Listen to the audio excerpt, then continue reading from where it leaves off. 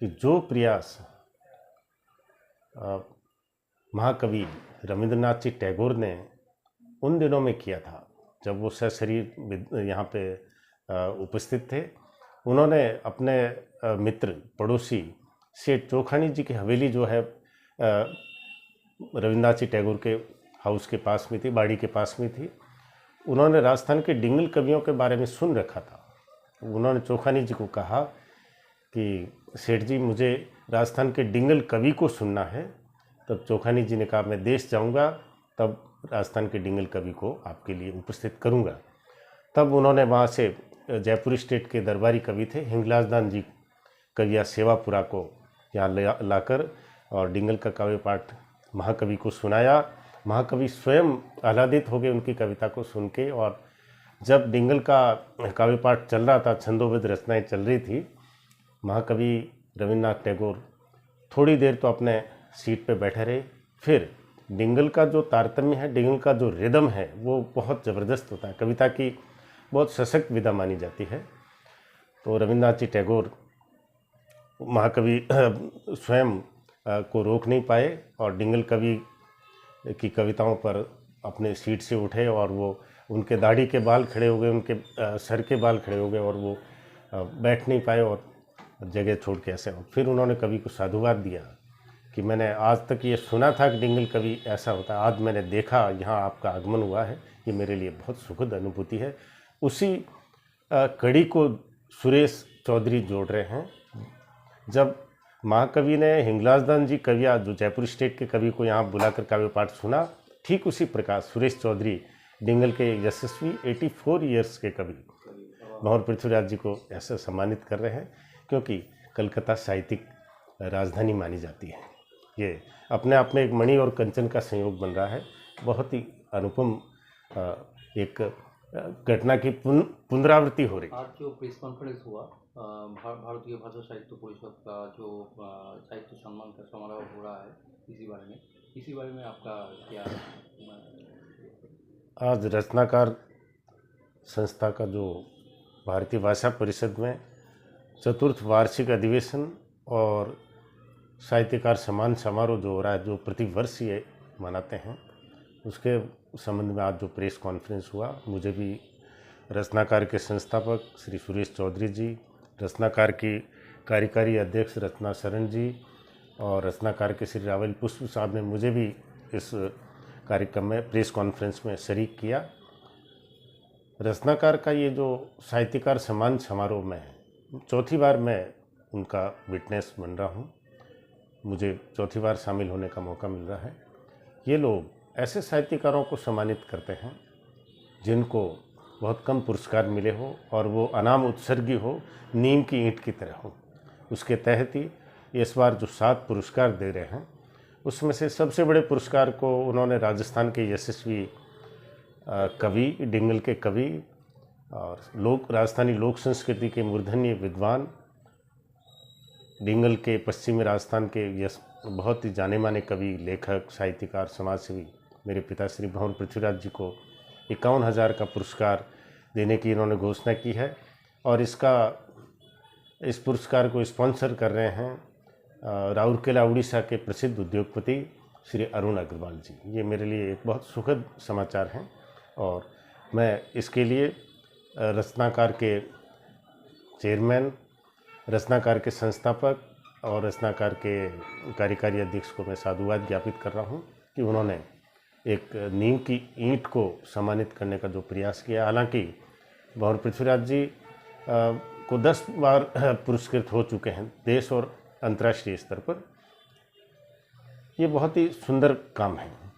जब तक अपने रूट से जुड़े रहेंगे, अपना अस्तित्व कायम रहेगा। रूट से हटने के बाद में अस्तित्व अपना ख़त्म है।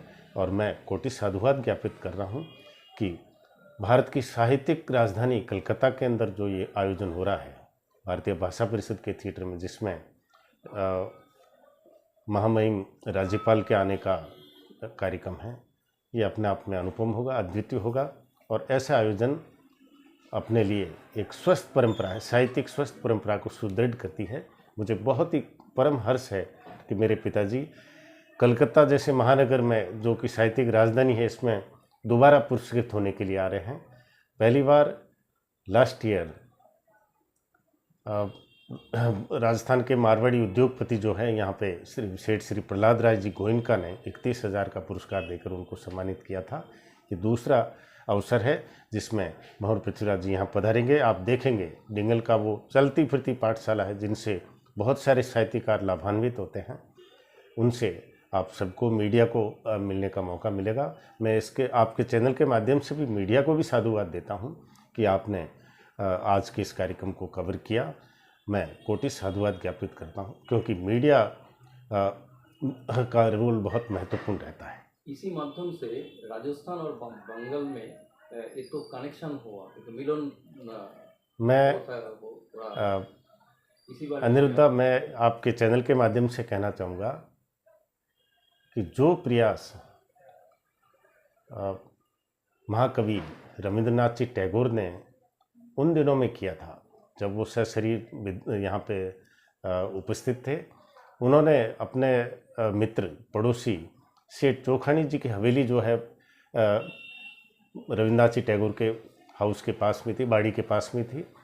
उन्होंने राजस्थान के डिंगल कवियों के बारे में सुन रखा था। उन्होंने चोखानी जी को कहा कि सेठ जी, मुझे राजस्थान के डिंगल कवि को सुनना है। तब चोखानी जी ने कहा, मैं देश जाऊंगा तब राजस्थान के डिंगल कवि को आपके लिए उपस्थित करूंगा। तब उन्होंने वहाँ से जयपुर स्टेट के दरबारी कवि थे हिंगलाज दान जी कविया सेवापुरा को यहाँ लाकर और डिंगल का काव्य पाठ महाकवि को सुनाया। महाकवि स्वयं आह्लादित हो गए उनकी कविता को सुन के। और जब डिंगल का काव्य पाठ चल रहा था, छंदोबद्ध रचनाएं चल रही थी, महाकवि रविंद्रनाथ टैगोर थोड़ी देर तो अपने सीट पे बैठे रहे।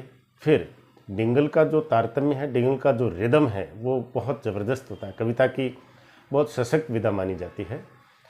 तो रविंद्रनाथ जी टैगोर महाकवि स्वयं को रोक नहीं पाए और डिंगल कवि की कविताओं पर अपने सीट से उठे और वो उनके दाढ़ी के बाल खड़े हो गए, उनके सर के बाल खड़े हो गए और वो बैठ नहीं पाए और जगह छोड़ के ऐसे। फिर उन्होंने कवि को साधुवाद दिया कि मैंने आज तक ये सुना था कि डिंगल कवि ऐसा होता है, आज मैंने देखा, यहाँ आपका आगमन हुआ है, ये मेरे लिए बहुत सुखद अनुभूति है। उसी कड़ी को सुरेश चौधरी जोड़ रहे हैं।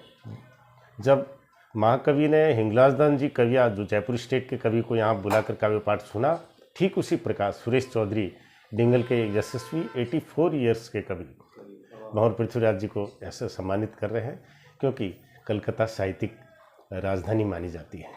ये अपने आप में एक मणि और कंचन का संयोग बन रहा है। बहुत ही अनुपम एक घटना की पुनरावृत्ति हो रही है। আমি রাওয়েল পুষ্প, প্রচারমন্ত্রী রচনাকার অর্গানাইজেশন। এই অর্গানাইজেশন ইন্টারন্যাশনাল অর্গানাইজেশন গোটা বছরে বিভিন্ন রকম সাহিত্যিক সাংস্কৃতিক প্রোগ্রাম করে থাকে। করোনা কালে যেহেতু তখন ফিজিক্যালি প্রোগ্রাম করা সম্ভব ছিল না, তখন অনলাইন প্রোগ্রাম হতো। আর আমাদের মোটামুটি 21টা দেশে বিভিন্ন প্রতিনিধি আছে যারা আমাদের সঙ্গে যুক্ত। এখন আমরা প্রত্যেক বছরে যেটা একটা প্রোগ্রাম করি, সাহিত্য সংস্কৃতিতে, বিশেষত সাহিত্যে যারা ভালো কাজ করেন আর যাদের উপলব্ধি থাকা সত্ত্বেও তারা কোনো জায়গা থেকে কোনো পুরস্কার বা সম্মান পাননি, এমন লোকদের বেছে বেছে আমরা গোটা বছরে তাদের সম্মান দিই। তার মধ্যে থেকেই কিছু কিছু লোককে আমরা সিলেকশন করি। এটা নয় যে শুধু বেঙ্গল থেকে, গোটা দেশ থেকেই আমরা সিলেকশন। এবারে আমাদের প্রোগ্রাম যেটা হচ্ছে সেটা দুদিনের প্রোগ্রাম, 20-21 জুলাই 2024। সেটা হবে ভারতীয় ভাষা পরিষদে হবে হলটা।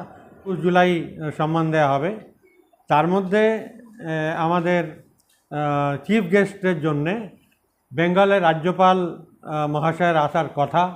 উনি ভার্বালি কথা দিয়েছেন, এখন রিটেন স্বীকৃতি আসেনি, কিন্তু 99% আশা করা যায় যে উনি আসবেন। কেননা ওনার একটা বই অষ্টভারতী, সেই বইটা রিলিজ হবে সেই প্রোগ্রামেই। আর দুটো পার্টে হবে আমাদের প্রোগ্রাম। প্রথম পার্টে আমাদের সুরেশ চৌধুরী যিনি আছেন ওনার উপরে একটা প্রজ্ঞান বিশ্বম পত্রিকা, তার ব্যক্তিত্ব কৃতিত্ব, তার উপরে সেই বইটা হবে, সেটাও রিলিজ করা হবে সেদিন। আর একটা বই রিলিজ হবে শ্রীমতী ইন্দু ঝুনঝুনওয়ালা, ওনার বই আছে ভালা শব্দোं में क्या रखा है, এটারও লোকার্পণ হবে, রিলিজ করা। আর আমাদের প্রোগ্রামে যিনি চিফ গেস্ট আসছেন তিনি নামকরা একজন লক্ষ্মীনারায়ণ ভালা, উনি আসছেন। তারপরে রাষ্ট্রীয় স্তরে বড় একজন কবি সুরেশ নীরব, উনিও আসছেন। আর তাজা টিভির যিনি ডাইরেক্টর আর ছাপতে ছাপতে কাগজের এডিটর বিশ্বম্বর নেওয়ার, উনি আমাদের গেস্ট থাকবেন। আর রাজস্থান সূচনা কেন্দ্রে যেখানে আমরা আছি আজকে এখন, তার ডাইরেক্টর এখানকার যে ইনচার্জ হিংলাজ দান রত্নু, উনি থাকবেনই। আর ইন্দু ঝুনঝুনওয়ালা, উনিও নামকরা সাহিত্যিক, উনি আমাদের গেস্টের মধ্যে থাকবেন। আমাদের যে সম্মানগুলো, রচনাকার প্রজ্ঞা সম্মান, এটা আমাদের সর্বশ্রেষ্ঠ সম্মান, সেটা এবারে দেওয়া হবে ভাওয়ার পৃথ্বীরাজ রত্নুকে বিকানেরের। এটা 51,000 টাকার সম্মান। এটা অরুণ অগ্রওয়ালের ওনার সহযোগিতায় দেওয়া হবে। এরপরে রচনাকার স্বর্গীয় দুর্গাবতী চৌধুরী স্মৃতি সাহিত্য সাধক সম্মান, এটা দেওয়া হবে দিল্লির বিজয় স্বর্ণকারকে। এটাতে 11,000 টাকার নগদও দেওয়া হবে। এর সৌজন্য হচ্ছে আমাদের সুরেশ চৌধুরীজি। এরপরে আমাদের রচনাকার প্রতিভা সম্মান। এই প্রতিভা সম্মানে যারা খুব ভালো লিখছেন, খুব ভালো সাহিত্যিক, কিন্তু তারা এখন পর্যন্ত কোনো বড় পুরস্কার পাননি, সেই রকম একজন গজলকার যারা ভালো গজল লেখেন, তিনি নন্দলাল রোশন, তাকে 5,100 টাকার নগদ পুরস্কার দেওয়া হবে, রচনাকার প্রতিভা সম্মান। তাছাড়া রাষ্ট্রকবি রামধারী সিং দিনকর, ওনার পরিবারের তরফ থেকে কিছু কিছু সম্মান আছে, সেই সম্মান দেওয়া হবে একজন লক্ষ্মীনারায়ণ ভালা দিল্লির, রচনাকার দিনকর কাব্য শিখর সম্মান, জ্ঞানচন্দ্র, এগুলো দেওয়া হবে। তাছাড়া আমাদের ডক্টর সোমা বন্দ্যোপাধ্যায়, যিনি ভাইস চ্যান্সেলর এখানে, ওনার পরিবারের থেকে একজন বাংলা সাহিত্যের উপর উনি প্রত্যেক বছরই সম্মান দেন, সেই বাংলা সাহিত্যের সম্মান দেওয়া হবে প্রবীর কুমার মুখোপাধ্যায়কে, সেটা হচ্ছে 10,100 টাকার সম্মান, সেই সম্মানটাও দেওয়া হবে। আর যেটা আমি বললাম রচনাকার দিনকর সাহিত্য সাধক সম্মান, ওটা ডক্টর ইন্দু ঝুনঝুনওয়ালাকে এবছর দেওয়া হবে।